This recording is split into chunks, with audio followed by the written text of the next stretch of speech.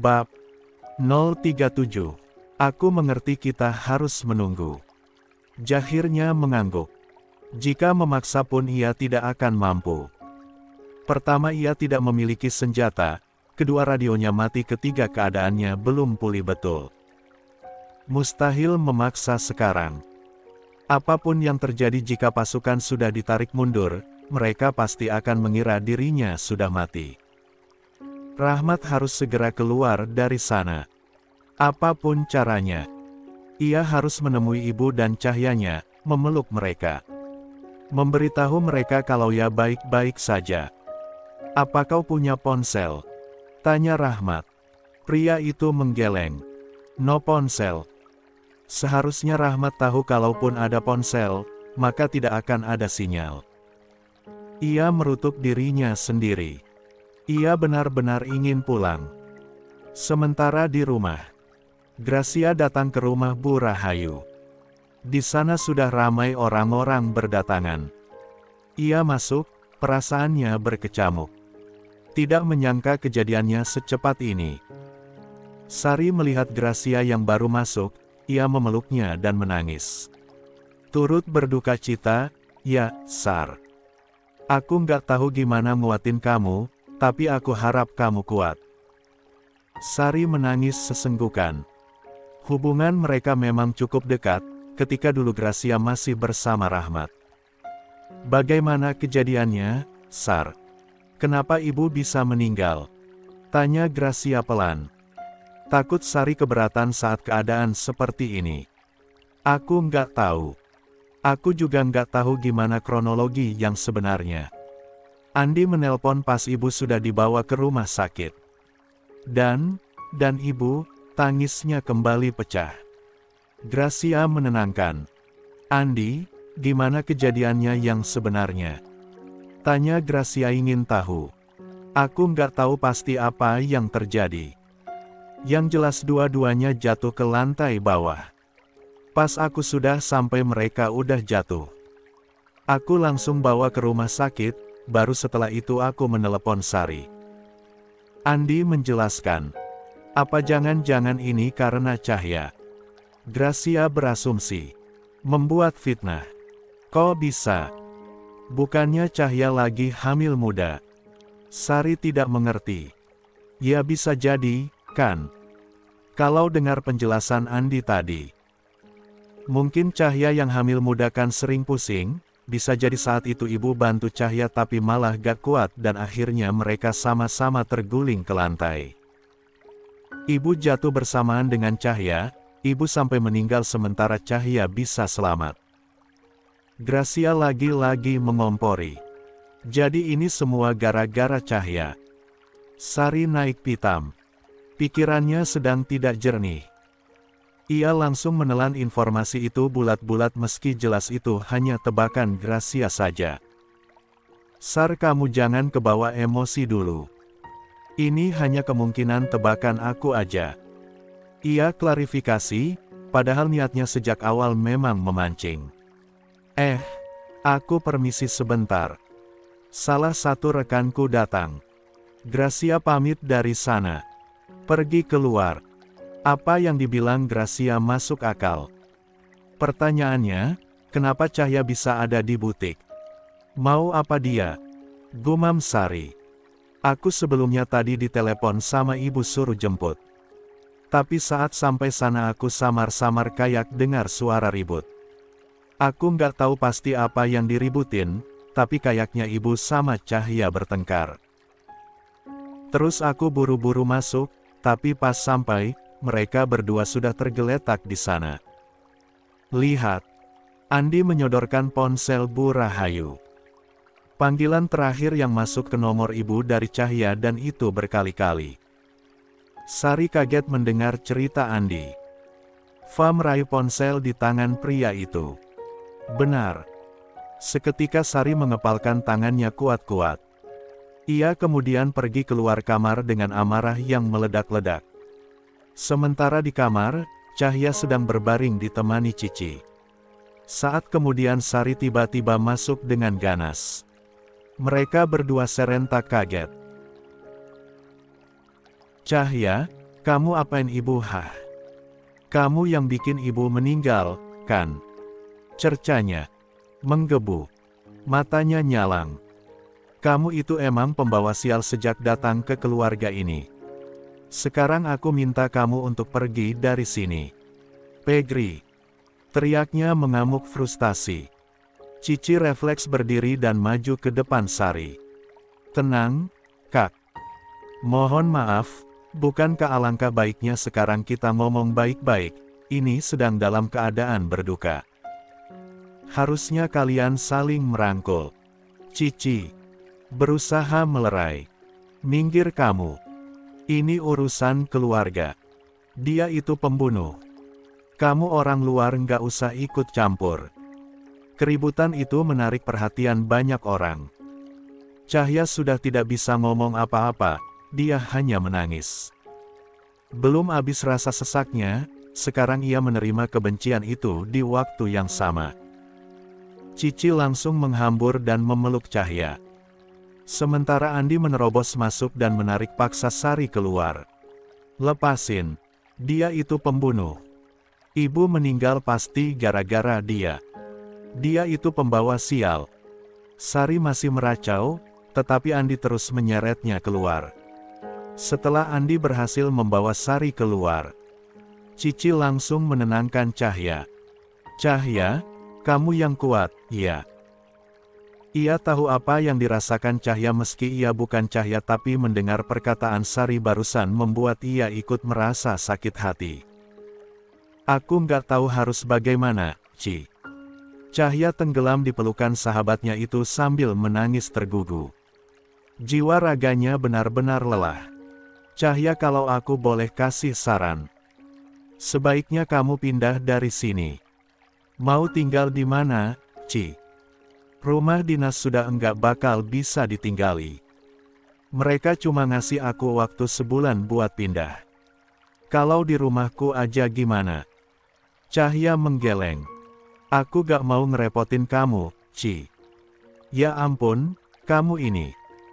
Kita kan sahabatan, Cahya. Tapi ya udah, gini aja. Kita tinggal di rumah dinas suami kamu sampai waktunya habis. Nanti aku temenin. Untuk kedepannya kita pikirin lagi bareng-bareng kapan kamu bisa pergi. Yang penting kamu harus jaga kewarasan kamu dulu, kasihan baby kalau kamu stres. Cahya terdiam. Tidak tahu harus bilang apa. Karena kepalanya sudah sangat lelah dan ia benar-benar hancur sekarang. Tapi yang diucapkan Cici benar. Cahya tidak boleh lelah, tidak boleh kalah dengan takdir. Ada nyawa lain di perutnya yang harus ia jaga. Setidaknya, itulah motivasi Cahya mengapa masih bertahan di tengah banyaknya ujian yang datang silih berganti. Acara pemakaman Bu Rahayu hari itu diselimuti duka yang mendalam. Cahya berusaha keras untuk tegar. Rasanya dunia Cahya benar-benar runtuh. Belum lama dia ditinggal mati ibu kandungnya, lalu suaminya, sekarang sang ibu mertua ikut menyusul. Cahya sungguh tidak menyangka akan mendapatkan ujian bertubi-tubi seperti ini. Entah punya dendam apa autornya. Hari ini, jenazah Bu Rahayu akan segera dikebumikan di pemakaman setempat. Para pelayat sudah siap untuk berangkat. Cahya juga ikut, pun dengan Sari dan Andi sebagai anggota keluarga. Sari kelihatan terus menangis dan ditenangkan oleh Andi. Cahya hanya melirik mereka sekilas. Dia sadar, sikap Sari padanya masih menunjukkan ketidaksukaan yang mendalam, dan dalam situasi seperti ini, Cahya tidak mau memancing keributan yang mungkin akan merusak jalannya pemakaman. Selepas dari makam, Sari tidak keluar kamar sama sekali. Cahya yang sibuk berkutat di dapur bersama ibu-ibu tetangga yang membantu untuk menyiapkan makanan acara tahlilan malam nanti. Kondisinya yang hamil muda benar-benar membuat seluruh tubuhnya lemas luar biasa. Namun, Cahya berusaha tetap ikut membantu. Nak Cahya, mending istirahat aja. Kamu lagi hamil muda, kan? Takut kalau kelelahan nanti. Salah. Seorang tetangga menasihati Cahya yang tampak berkeringat. Cahya tersenyum tipis. Saya nggak apa-apa, Bu. Itu anaknya Bu Rahayu yang perempuan, kan ada di sini. Mending dia saja yang bantu gitu loh, masa acara tahlilan ibunya malah kakak ipar aja yang disuruh kerja keras. Cahya hanya tertawa canggung. Mana mungkin juga dia mau menyuruh-nyuruh Sari. Bisa jadi keributan nanti. Nggak masalah, Bu. Sari mungkin lagi sedih aja makanya nggak keluar kamar. Ibu tahu kok rasanya ditinggal mati orang tua. Memang sakit sekali, tapi ya jangan mendem di kamar aja gitu loh. Bantu-bantu sini. Sekalian kalau bisa bersosialisasi, kan sedihnya bisa berkurang. Cahya mengangguk. Iya nanti coba saya bujuk. Yang aslinya, Cahya tidak akan berani sama sekali membujuk Sari untuk keluar. Akhirnya, acara tahlilan berjalan lancar. Sayangnya, sampai acara selesai pun Sari tidak menunjukkan diri sama sekali. Beberapa tetangga menanyakannya dan Cahya harus selalu memutar otak dan mencari alasan agar mereka tidak memandang Sari dengan buruk. Andi juga sama saja tidak membantu. Cahya baru bisa bernapas lega saat semua acaranya beres. Malam itu, Cahya bisa terlelap dalam tidurnya karena dia sudah cukup kelelahan, tanpa tahu apa yang akan terjadi nantinya pasca kematian sang ibu mertua. Besoknya, Cahya bangun agak terlambat. Biasanya dia selalu bangun saat mendengar azan subuh, tapi pagi ini dia telat. Cahya buru-buru mengambil wudhu dan menunaikan sholat subuh. Saat baru saja selesai beribadah, pintu kamar yang ditempatinya tiba-tiba digedor dengan kuat dari luar. Cahya sampai kaget sendiri. Mendengarnya, Cahya, keluar, buruan. Cahya mengernyit heran. Sari, kenapa dia kayaknya lagi marah, ya? Perasaan Cahya tidak enak. Badannya sebenarnya masih lelah karena proses pemakaman dan tahlilan Bu Rahayu yang menguras banyak waktu dan tenaga, tapi Cahya tahu dia tidak bisa bermalas-malasan. Ketika dia baru membuka pintu kamarnya, Sari langsung menarik lengan Cahya dengan begitu kasar. Cahya sampai kaget dan hampir jatuh. Aduh, Sari, kamu kenapa? Sari mendorong kasar Cahya ke ruang tamu. Pergi kamu dari sini. Aku nggak mau tinggal serumah sama kamu. Cahya kaget. Apa? Pergi. Aku diam aja selama ini karena menghargai ibu. Sekarang ibu udah nggak ada, kamu nggak berhak ada di sini. Kamu cuma orang asing yang bawa sial. Tapi, aku nggak mau dengar apa-apa, buruan kemasin barang-barangmu dan pergi. Sari sampai menjerit. Cahya sebenarnya ingin bertanya mengapa Sari sampai mengusirnya, tapi rasanya dia juga tidak berhak untuk hal itu. Dia memang menumpang di sini.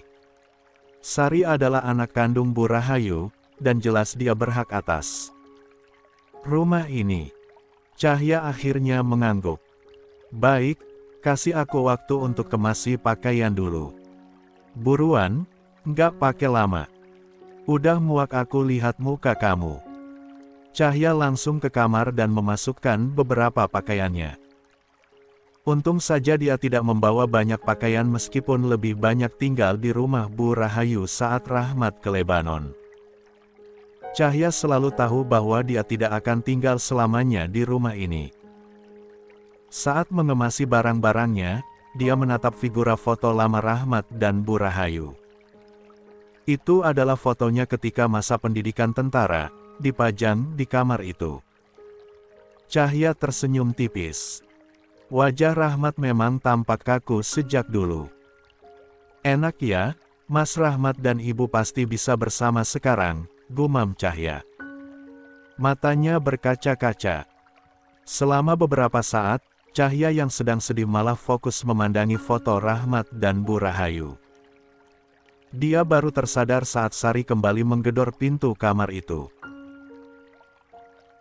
"Cahya, jangan lama-lama." Cahya langsung memasukkan barang-barangnya dengan asal. Dia keluar dan Sari mengawasinya. Wanita itu menyilangkan kedua lengan di depan dada sambil menatap sinis kepada Cahya. "Ingat ya, jangan balik ke rumah ini lagi. Aku nggak sudi tinggal bareng sama perempuan yang udah bikin ibuku meninggal." Cahya diam saja dituduh seperti itu. Bukan berarti karena dia mengakui tuduhan itu benar, tapi karena dia sudah enggan berselisih dengan Sari lagi. Mereka masih dalam suasana berduka sekarang, seharusnya saling menguatkan. Namun, Sari tampaknya enggan melakukan itu. Akhirnya, Cahya kembali ke rumah dinas Rahmat. Rasanya sepi sekali di sana. Sekarang, dia sudah benar-benar tidak punya siapa-siapa lagi selain anak dalam kandungannya. Cahya duduk dengan helaan napas panjang. "Padahal Mas Rahmat bilang bakal nemenin aku setelah ibu di kampung meninggal, tapi sekarang dia malah ikut pergi ninggalin aku." Lelah tenggelam dalam kesedihan, Cahya berusaha untuk mengalihkan kesedihannya dengan melakukan hal lain. Mulai sekarang, dia akan tinggal di rumah dinas itu sendirian. Sudah tidak ada harapan dia bisa kembali ke rumah ibu mertuanya. Dia juga tidak mau hidup dalam tekanan batin karena Sari memusuhi, jadi mending tinggal sendiri saja. Cahya membersihkan debu-debu di rumah itu, menata kembali beberapa perkakas yang sebelumnya disimpan karena dia tinggal di rumah Bu Rahayu dan menyiapkan segalanya dengan baik. Siang harinya saat dia sedang beristirahat sambil meminum susu hangat, rumahnya mendadak diketuk. Cahya bertanya-tanya siapa yang datang, dia langsung keluar dan lagi-lagi kaget saat melihat beberapa tentara datang kepadanya. "Bu Rahmat, Anda diminta untuk datang ke markas sekarang." "Mari." Cahya heran. "Kenapa? Ada masalah apa?" tanya Cahya. "Untuk keterangan lengkapnya, silakan ikut kami ke markas. Semuanya akan dijelaskan di sana." Cahya sebenarnya mempunyai firasat buruk tentang ini, tapi dia akhirnya menurut saja dibawa ke markas oleh para tentara itu. Di markas, dia dibawa ke sebuah ruangan dengan pengamanan ketat. Para tentara yang menjemputnya tadi juga berdiri di beberapa sisi dengan siaga. Cahya semakin heran mengapa dia harus dipanggil lagi ke markas. Komandan datang dan memberikan hormat kepada Cahya, lalu mereka duduk saling berhadapan dengan situasi yang menegangkan. "Bu Rahmat, kami mendapatkan laporan bahwa kematian mendiang Ibu Kapten Rahmat yang juga adalah mertua Anda merupakan akibat dari kelalaian Anda." Cahya menganga. Dia jelas kaget. Apa? Kenapa saya yang dituduh bersalah?" "Kami belum melakukan tuduhan apa-apa, Bu Rahmat. Kami hanya ingin melakukan konfirmasi atas laporan yang sudah kami terima." "Laporan? Siapa yang melaporkan saya?" Jujur saja, Cahya mulai panik. Belum selesai dia berduka. Sekarang dia harus menghadapi tuduhan seperti ini. "Adik dari mendiang Kapten Rahmat, Bu Sari melakukan laporan mengenai kejadian ini kepada kami." Cahya kaget. Sari yang menuduh saya lalai dan menyebabkan ibu mertua saya meninggal." Komandan tersebut mengangguk. Jantung Cahya rasanya seperti diremas dengan kuat. Dia tidak menyangka Sari akan melakukan hal sejauh ini kepadanya. Cahya bertanya-tanya sebenarnya dia salah apa kepada Sari sampai adik iparnya itu membenci dia dengan sepenuh hati. "Tapi, kematian ibu bukan karena saya, Pak. Tenang, Bu Rahmat. Belum ada vonis apa-apa dalam kejadian ini. Saat ini, karena kasusnya masih abu-abu, maka akan diselidiki oleh polisi militer terlebih dahulu agar beritanya tidak menyebar ke media." Pak, kematian ibu mertua saya itu karena kecelakaan. Saya tidak memiliki motif apa-apa untuk membunuh ibu mertua saya sendiri. Beliau sudah saya anggap seperti ibu kandung saya sendiri, begitu pun sebaliknya. Cahya bersikeras bahwa dia bukan pembunuhnya. Saya mengerti, maka dari itu ini akan diselidiki lebih lanjut. Tapi ini semua terkesan seolah saya yang membunuh ibu mertua saya sendiri. Memangnya apa yang bisa saya untungkan dari kematian ibu mertua saya? Mohon maaf, ini sudah menjadi prosedur. Untuk sementara, Anda akan ditahan di rumah dinas Kapten Rahmat sampai penyelidikannya menemui titik terang. Anda tidak diizinkan pergi kemanapun. Hah? Kenapa saya? Mohon bersikap kooperatif, Bu Rahmat.